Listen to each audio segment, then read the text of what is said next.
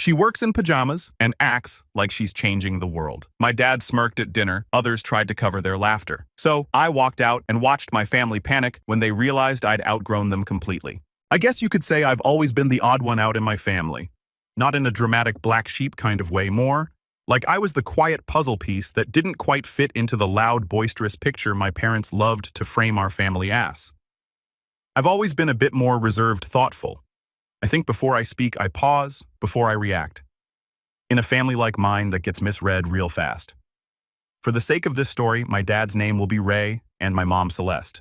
I'm the oldest of four. My siblings Dax, 30M, Lena 27F, and Theo, 24M, all still live fairly close to our childhood home and are very much inched in the family orbit. I'm the only one who moved away, and that distance, emotional and physical, has always been interpreted as defiance by my parents, especially Ray. Ray is the type of man who thinks every interaction is an opportunity to put on a show. He thrives on attention, has a quick wit that can cut just as easily as it can charm. And for as long as I can remember, he's treated our family dinners like he's holding court. He'll make fun of someone's job, someone's haircut, or someone's weight, always under the guise of just playing around. And when people laugh, which they always do, he gets that smug look that tells you he thinks he's the smartest one in the room. As kids, it was hard not to laugh too. You didn't want to be the one he turned on next. You didn't want to be labeled as the one who couldn't take a joke. But over the years, especially as I got older, the jokes stopped feeling like jokes to me. They felt like weapons. I'll be honest, I spent most of my 20s trying to please them. I got a steady job I didn't love, stayed close enough to home to show up at birthdays, smiled through the comments about being too sensitive or too serious, and tried not to let it get to me when my parents would brag about my siblings' accomplishments and skip right over mine. I thought that's just how family was. You take the hits and keep showing up. But over the last year, something shifted. Maybe it was burnout. Maybe it was finally giving myself permission to live on my own terms. But I quit my job, moved out of the city, and started a small consulting business that gave me the freedom and independence I hadn't realized I craved so deeply.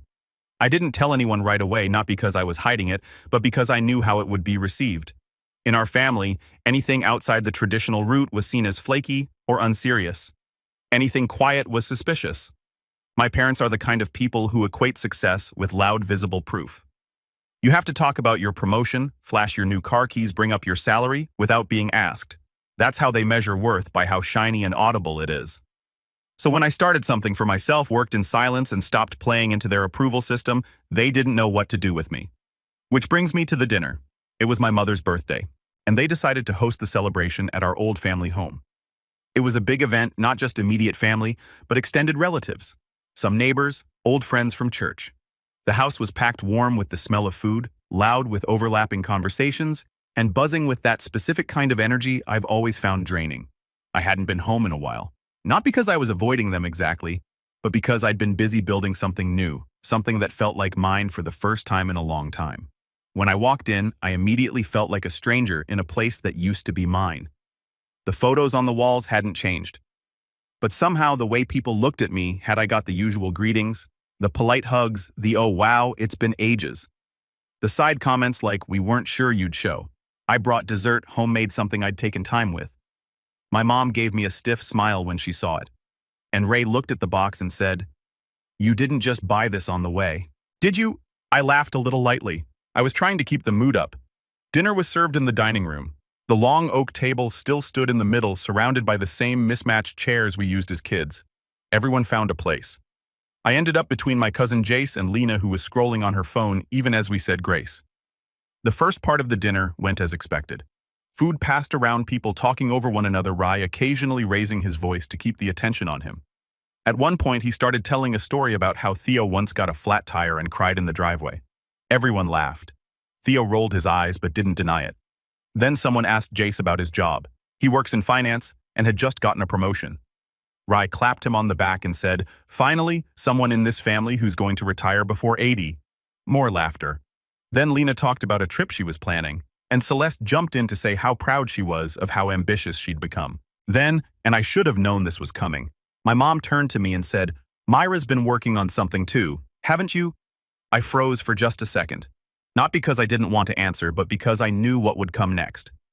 I gave a brief, quiet summary, just said I'd started consulting and that things were going well. Nothing boastful, just enough to acknowledge the question. That's when Ray leaned back in his chair, looked around the table with that familiar grin and said, "Oh, that's right. Myra's little startup. You know, the one where she works in pajamas and convinces herself she's changing the world from her couch." The room burst into laughter. I didn't. I felt heat crawl up my neck, not from shame but from the quiet, slow realization that this was never going to change. Not for me, not in this house, not in this family. And this time I didn't try to explain. I didn't laugh. I didn't correct him or offer proof that I was doing well. I didn't try to win them over. I just placed my napkin on my plate, stood up and said softly, "Happy birthday, Mom." And I left. I didn't hear from any of them for 3 days. Then the text started coming in. First from Celeste, then Dax, then Lena. All with the same tone. "Hey, are you okay? You know Dad was just messing around, right? Don't be so sensitive, Mara. We missed you." But I didn't respond. Because by the time they thought to reach out, I had already started making decisions that none of them were prepared for. I didn't respond to the first few messages, not because I was trying to punish them, but because I needed to let the silence speak for itself. I didn't want to engage in the usual dance, the back and forth where I explained why I was hurt and they told me I shouldn't be, then wrapped it up in some empty family phrase like, "We all tease each other," or "It's just love in disguise." I've played that part enough times to know it always ends the same, with me feeling like I overreacted and them walking away unchanged. Instead, I let the messages pile up while I focused on me. My apartment, small but sunlit, had never felt more like home than it did in those days after the dinner. The quiet was comforting. I spent my mornings sipping tea by the window, answering emails from clients who respected me, not laughed at me. My evenings were full of small rituals, baking, organizing, watching films that made me think. There was peace in the silence, even though I knew it wouldn't last, because people like my parents don't like to be ignored, especially by someone they still see as the child. On the 5th day, Ray called. I didn't pick up. 2 hours later, Celeste texted again. "It's been almost a week. Your father is worried. Please don't let one little joke drive a wedge between us." A wedge, as if that dinner joke had been the first splinter. Still, I said nothing. I kept working. I onboarded 2 new clients that week and even scheduled a brand photography session for my business. I was moving forward, something I don't think any of them believed I was capable of. And maybe that's why the following weekend, they showed up unannounced. I was just finishing up some reports when I heard the buzz from the building's front door. I glanced at my phone and saw 2 missed calls from Dax. Then the intercom rang. I stood there, not moving. Then came the knock on my actual door. Loud, familiar. I didn't have to look through the peephole. I knew. I opened the door slowly. Sure enough, there they were. Ray standing with arms folded like a disappointed coach. Celeste holding a store-bought pie like it was a peace offering. And Dax awkwardly holding his phone like he was half expecting to live stream this mess. "Mira," my father said, tone neutral. "We need to talk." I didn't step aside. He sighed. That exaggerated sigh he always used when he thought I was being difficult. "You've made your point. You're upset. But dragging it out like this isn't healthy." "I didn't ask you to come," I replied. My voice was calm, measured. That seemed to throw them a bit. Celeste stepped forward, giving me that half-tilted head she always used when trying to appear gentle. "We just want to understand, honey. This whole thing has gone too far. Your father didn't mean any harm." I stayed quiet for a moment, studying them. Same house guest smiles they always wore when visiting relatives they didn't actually like. Not a trace of actual remorse, just frustration that their show had lost its audience. Eventually I stepped back, not out of forgiveness, but curiosity. I wanted to hear what version of the story they tried to spin. They sat stiffly on the couch, while I remained standing by the kitchen island. Ray cleared his throat. "Look, Mara, you know how I am. I joke around. Always have, always will. You've just gotten too serious lately." I blinked at him. "You mocked my work in front of 30 people. He waved that off. "It wasn't mocking, it was just teasing. If you told us more about it, maybe we wouldn't be guessing." Celeste jumped in. "We didn't even know what you've been doing, sweetheart. You've kept us in the dark." I folded my arms. "You've never asked, and every time I shared something personal, it got turned into a punchline." Dax finally spoke up, though he wouldn't meet my eyes. "I mean, come on, Mara. It was a room full of people. You know how he is. Did you really expect him to sit quietly while everyone else got the spotlight?" That stunned me. They didn't even try to deny that it was intentional. It wasn't just a harmless joke. They were fully aware that Ray was deliberately shifting attention away from anyone else's moment and back to himself. I was about to ask them to leave when Celeste added the final blow. "You always make everything about you. Honestly, We've walked on eggshells around your moods for years. You're not the only one who's been hurt in this family. That was when something inside me went still, because I knew then that no matter what I said, no matter how calmly or logically I laid things out, they would always find a way to twist it back on me. Somehow I'd always be the problem, the burden, the one who was too much and not enough all at once. I looked at them, really looked, and saw people who had never actually tried to know me. Just control me. I didn't scream. I didn't cry. I just said, "This is my home, and I'm asking you to leave." Ray stood up first, fuming, but still trying to keep that fake diplomatic tone. "We're just trying to help, but you've made it clear you'd rather sulk than be part of this family." Celeste left the pie on the counter like some symbolic gesture of love, then walked out without a word. Dax muttered a half-hearted "see you around" and followed them. I locked the door behind them and stood there in the silence. A silence that didn't feel lonely this time. It felt earned. After that visit, I knew I had to do something more than just ignore them. They weren't going to back off unless I drew a clear line. A line that didn't just say, "I'm heard, but you don't get access to me anymore." So I began taking quiet steps. Unsubscribed from the family group chat, block numbers I didn't need to hear from, and most importantly, I began preparing something none of them saw coming. Something that would force them to look at me in a different light. Something that would remind them that I wasn't the weak link they thought I was. A few days after they showed up uninvited, I received a letter in the mail. Not a handwritten note, not an apology, but a printed invitation. It was for Theo's engagement party. The envelope was thick, the kind that people use when they want to make sure you understand the event is important. Inside was a pale blue card embossed with silver letters and a small slip that read, "We hoped to see the whole family there. Love, Ray and Celeste." There was no note addressed to me personally, no mention of what had happened just days before, just a casual assumption that I'd show up, smile politely, and resume my role as the distant but obedient oldest daughter who kept her thoughts to herself. It was so on brand for them it almost made me laugh. Instead, I folded the invitation neatly and slid it into a drawer. Not out of sight. I wanted to be reminded because while they were busy organizing their next celebration, I was quietly preparing my own. You see, my business, the one Ray mocked in front of a room full of people, wasn't just a little consulting thing. I had been building it for almost 2 years under the radar. What started as side gigs and referrals had grown into something structured, profitable, and most importantly, mine. I specialized in helping mid-sized creative brands organize their internal operations, improve efficiency, and rebrand in ways that made them scalable. I'd helped one company triple their revenue in under a year. Another client had expanded internationally with the systems I implemented. I never posted about it on Facebook, never brought it up at family dinners, because I knew what would happen. They didn't value what they didn't understand, but I didn't need their understanding anymore. What I needed and finally had was leverage, and I was going to use it. It started with a quiet meeting. I reached out to a client I'd been working with for a year, a successful boutique interior design company looking to branch into commercial spaces. The founder, Ava, had become a friend as well as a client. When I told her my idea, she leaned forward, eyes gleaming.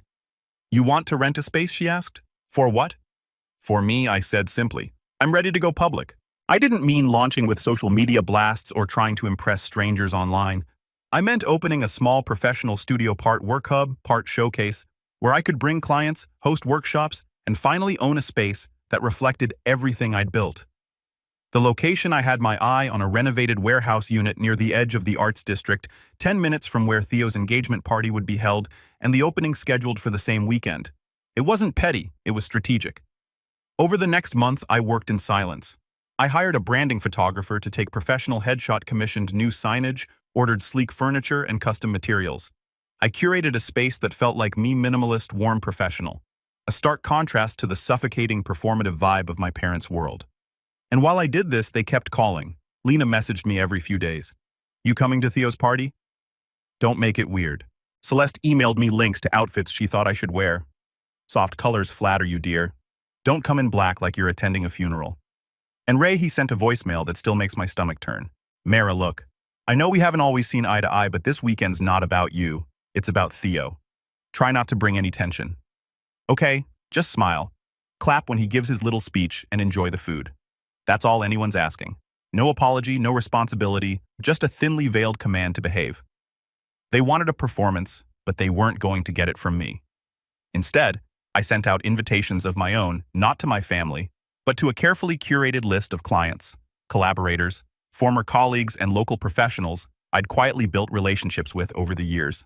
People who'd seen my work, trusted my skills, and believed in what I was doing.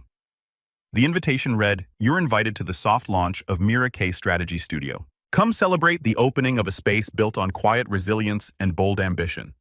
It was subtle, but if you knew, you knew. The night of the engagement party arrived.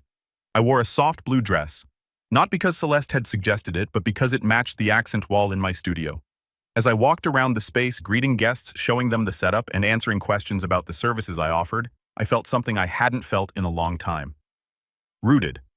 This was my space, my pace, my rules. A few of my guests mentioned they had driven past Theo's party on the way in. "Looked crowded," one of them said. "Bit over the top for an engagement party, don't you think?" I just smiled and nodded. I didn't need to be at Theo's party clapping politely in a corner while Ray made jabs about who was next to get married or whose career was real. I was exactly where I needed to be. And then came the moment I wasn't expecting, a knock on the door. The soft launch was winding down, and most of my guests were either chatting in small groups or getting ready to head out. I opened the door expecting maybe a late-arriving invitee. It was Lena. She looked different, not just because of the party dress or the dramatic makeup. She looked agitated, like someone who had just walked through a storm. "Wow," she said, stepping inside without waiting for an invitation. "So this is what you've been doing?" I stayed quiet, watching her eyes dart around the studio. Her expression shifted, part impressed, part offended. "I thought you were sick or something," she continued. "You skipped Theo's party. Everyone was asking where you were." I shrugged. I had something more important to be at. She blinked. "You mean this?" I nodded. She looked around again. "Does Dad know?" "No," I said. "Not yet." And in that moment, I realized something. She wasn't just surprised. She was rattled because for the first time in our lives, I had done something they couldn't minimize, mock, or meddle with. I had succeeded quietly, independently, and they hadn't seen it coming. She didn't stay long, said something about not wanting to start drama, and left with a half-hearted congrats, I guess. But the next morning, the messages started coming in again, different this time from Ray. "Heard you had some kind of event last night." "Interesting. Would have been nice to be invited." "From Celeste, your brother was very hurt by your absence. You chose a work party over your own family, and from Dak's mom's upset, you really blindsided them." Mara, was this about revenge? I didn't reply. Not because I didn't have anything to say, but because I had finally learned something important. You don't have to announce revenge. You just live it. Let them gossip, let them speculate, let them twist the story to make themselves the victims. The truth was this. While they were laughing at me at the dinner table, I was building something they'd never be part of. It didn't take long for word to spread. Within a week of my soft launch, a few local blogs picked up the story. Not because I'd pitched it to them, but because some of my early clients had connections and they believed in what I was doing. One article even titled me the consultant who built quiet success without the noise. That one made me laugh. It was never about making noise. It was about building something that didn't depend on their approval. Something they couldn't dismantle with a smirk or a snide remark at dinner. I hadn't posted about it on any of the family social channels, but others had. Photos from the event circulated showing the polished interiors, the branded materials, and yes, me standing confidently in front of my company's name printed across the glass. That's how they found out. Ray called 3 times that day. I let each call ring out. Then came the message. I saw the article. So this is what all that distance was about. A little rebranding party? You couldn't even tell your own father. It wasn't a question, it was a challenge. Like always, he was trying to shift the conversation from what he did to how I had responded. The same pattern, the same tired tactics. Celeste sent a longer message, one that danced between guilt-tripping and veiled criticism. "We were shocked to find out like this. You've clearly been busy. You should have told us. This family may not be perfect, but we've always loved you. It's hurtful that you've cut us off over a joke. Are you really going to throw away decades of family over one night?" They still didn't get it. It wasn't about one night. It was about a lifetime of being minimized, laughed at, overlooked, and told that I was too sensitive anytime I pushed back. But now, things were different, and that difference became very clear the following weekend. A former client of mine, someone I'd helped transition from a struggling freelance designer into a 6-figure agency owner, invited me to speak at a local business leadership panel. It was a small conference, but well attended by the regional business community. I almost said no, but then I found out who else would be there. Ray, he wasn't speaking. He was attending as a guest of another company. His old firm had merged with a larger entity, and he'd taken a more advisory role, as he liked to call it. I knew what that meant. He wasn't in charge anymore. When I arrived, I kept my distance. I didn't try to make a scene. I simply found my seat on the panel, clipped on my mic, and waited for the moderator's cue. The panel lasted an hour. We each shared our journey challenges, lessons learned. I spoke clearly, not with bitterness, but with certainty. I talked about what it was like to grow a business without mentorship or family support.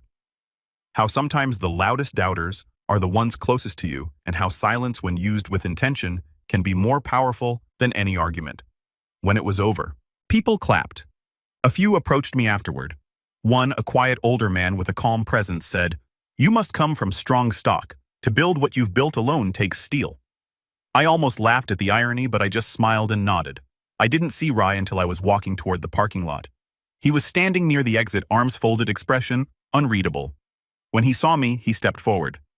"That was quite the speech," he said. His tone was casual, but there was tension behind it. "You really know how to make a point without saying names." I looked at him. "You said it, not me." He paused, like he expected me to fill the silence. When I didn't, he tried again. "I'm still your father, Mara. We may not see eye to eye, but I'm not the enemy." I tilted my head. "You're not the enemy, but you chose your pride over your daughter's dignity for years. That's not something I can forget or ignore." He sighed. "So that's it then. You're just done with us." I met his eyes. "I'm done pretending you were ever on my side." Then I walked past him. I didn't turn back, not even when he muttered my name under his breath. The months that followed were quiet, at least from them. No more invitations, no more voicemails. A kind of Cold War silence that I welcomed. My business continued to grow. I partnered with another firm to expand into organizational coaching. I hired a part-time assistant. I started speaking at universities. My name began to mean something, and not just in my small circle. And as for my family, well, Lena reached out once more through a mutual friend. She wanted to know if I'd reconsider attending the wedding.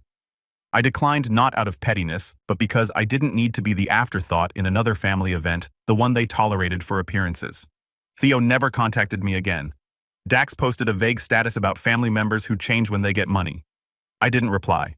Ray and Celeste, they faded not out of my memory, but out of relevance. I didn't block them, but I no longer made space for them either. And for the first time in my life, I felt free. Not because I'd gotten revenge, but because I had finally chosen myself. They had their dinner table, their jokes, their smug sense of control. I had my own name on a door, my own people who respected me, and a life where I no longer had to shrink to fit. That was all the closure I needed. And that truly was the end.